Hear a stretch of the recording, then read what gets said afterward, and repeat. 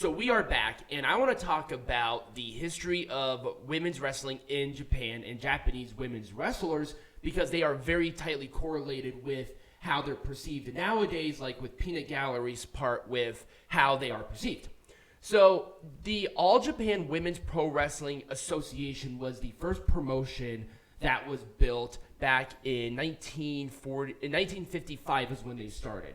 And and this is kind of where you got that culture of there aren't women and men with a mix. It was a women's wrestling promotion that did their own thing. So in a way, they don't ride the coattails off of possibly more marketable men. They had to do it themselves. Mm-hmm. And also some of the biggest stars at this time, and I touched upon it last week, the June Byers went to Japan. Mildred Burke went to Japan.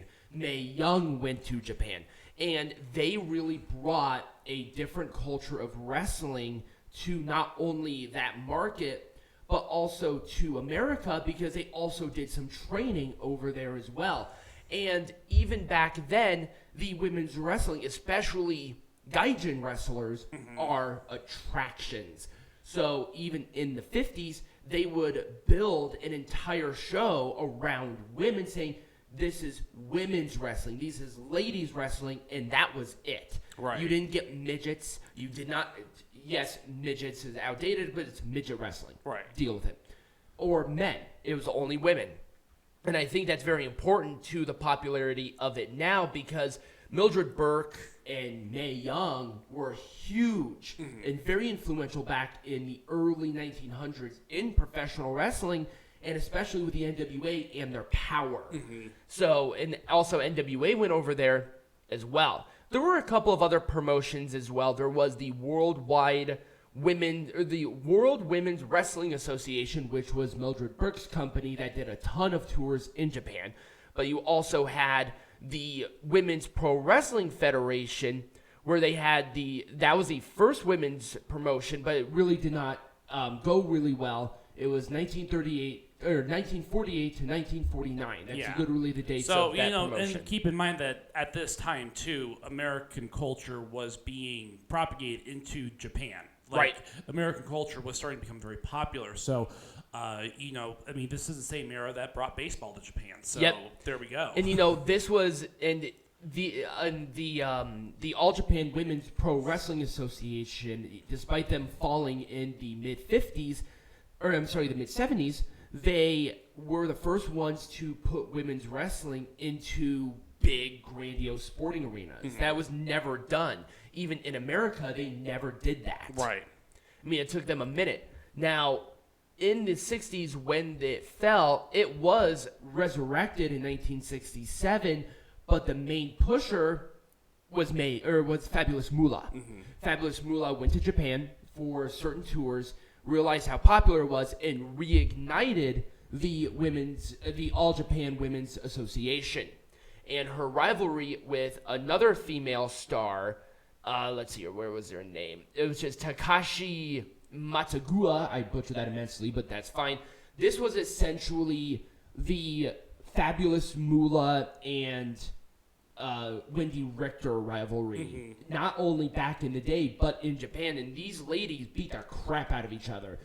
They kept it shoot because Fabulous Moolah, despite what people say, was a hard-hitting, badass bitch back in the 60s, despite what some people thought. And she thought she could bully around the Japanese women at this time as well, as also being the booker, but the Japanese women, they're not going to cut that. Right. So it didn't last too long with Mae Young as Fabulous Moolah.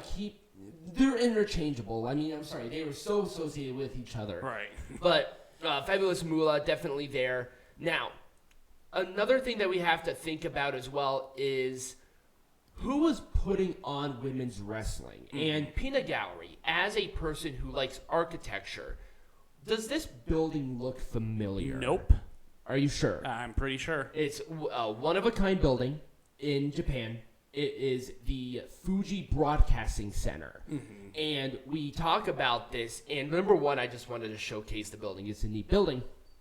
But the Fuji TV, which was a huge channel back in the 60s, only put on women's pro wrestling. Okay. Because the chairman of that organization was a huge proprietor of women's wrestling. Well, that probably certainly helped then women's pro wrestling maintain that grip in Japan. Yeah, it was one of the biggest distributors. Now, if with Fuji TV, I don't think it's really too much around anymore, but think of like Ted Turner level of importance in the 80s to this show in the 60s. Right. So it showcased women's wrestling all the time.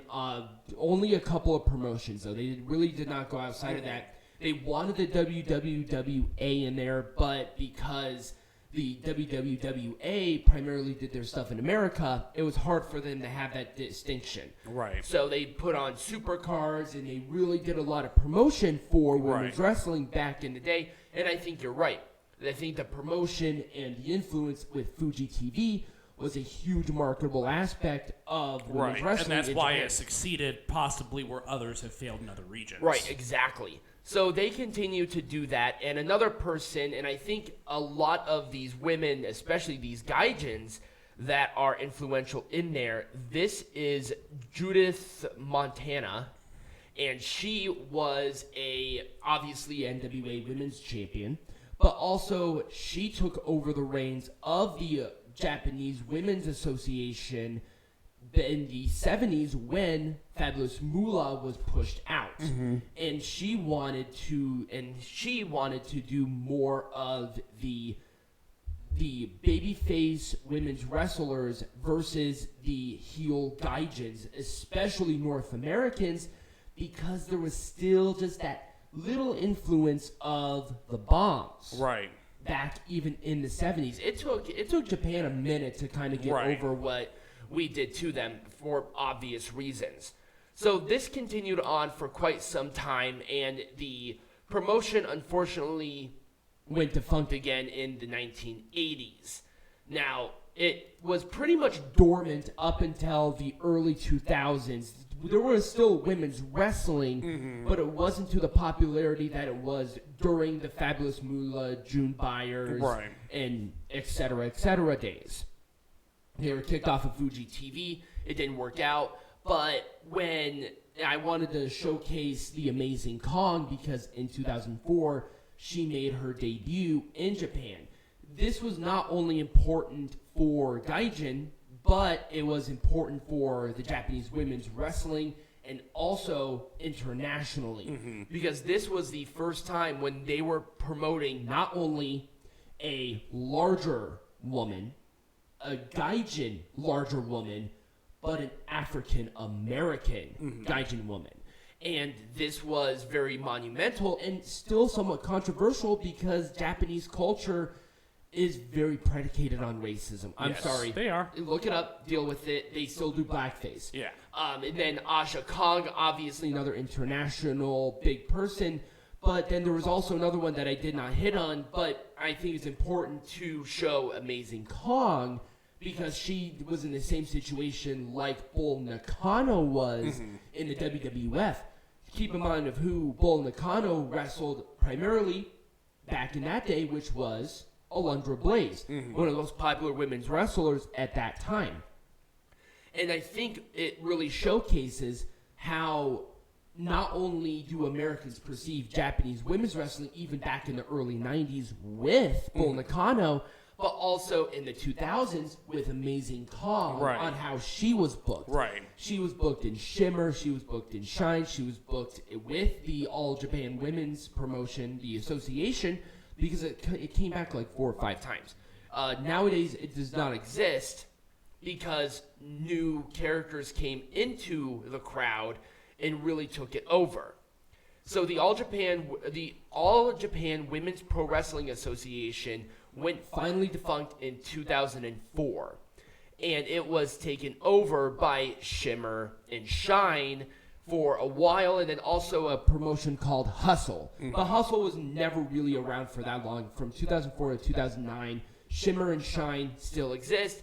But then in 2010, a new kid on the block came in, which was Stardom. And today, that is the premier place for women's wrestling. If you want to be a women's wrestler, not only training-wise, because the all-class for women training was in Stardom now, but just that international flair.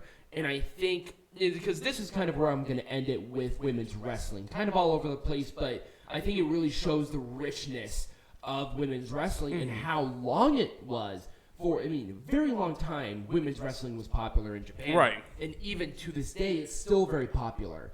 And even with certain racial stereotypes, Amazing Kong really never had that issue. But racial tensions, the gender aspect of it, and how they treated it is very important. And I think that's why Stardom is where it is now, is because, number one, they have a big money backer, but also they hired on a bunch of pop stars, a bunch of celebrities, and they trained them. And I think that's why Stardom works, is because they train everybody, and they will train anybody to this. So a lot of the stars that you see today, like Kyrie's, like Iwatami's, Toni Storm went through Stardom, Jamie Hayter went through Stardom, Thunder Rosa went through Stardom. A lot of these women got a lot of good training and a lot of good character work with Stardom. Right. So women's wrestling, I think, is in a good spot overall, especially with Stardom, especially now when America's treating it very serious now.